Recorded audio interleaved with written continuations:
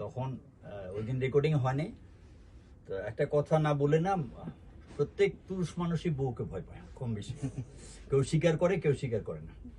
এখন ওনার ওয়াইফের ডিজায়ার ছিল যে আমার জীবন প্রথম যে গান, তোমার দুহাত ছুঁয়ে শপথ নিলাম, থাকবো তোমারই আমি কথা দিলাম। এই গানটা কবি সিরাজুল ইসলাম সাহেবের লেখা এবং আজাদ সাহেবের সুর করা 67-এ। এটা অল ওভার পাকিস্তান সেলে HMV ডিস সেলে 7 স্ট্যান্ড করে। তো ওই ভদ্রমহিলা বলেছে তোমার দুহাত ছুঁয়ে শপথ নিলাম, যে ভদ্রলোক গিয়েছে তাকে দিয়ে গেত। আমি যে ওই ভদ্রলোক ওইটা বুঝতে পারিনি। পরে 2 দিন পরে অবশ্য গানটা রেকর্ডিং হয়েছে এবং নায়ক রাজাক আমাকে পরপর 3 দিন তার বাসায় এই যে ওনার কুকের সঙ্গে পরিচয়, কিভাবে রাগলে রাগে, হাসলে হাসে, ওয়াইফের সঙ্গে, মেয়েদের সঙ্গে, ছেলেদের সঙ্গে কিভাবে কথা বলে, উনি এটা 3 দিন দেখাচ্ছিল।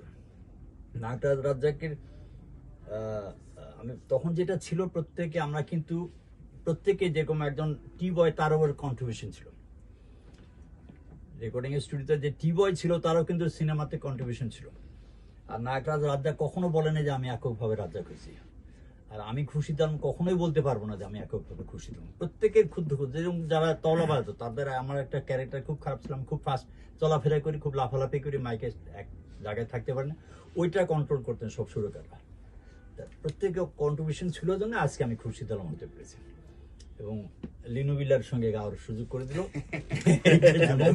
একটু কথা বলি, এই যে চঞ্চল আছে না, ও চঞ্চলতা কিন্তু এখন আরো বেড়ে গেছে, এখন আর বেড়ে গেছে, হ্যাঁ অনেক বেড়ে গেছে একদম।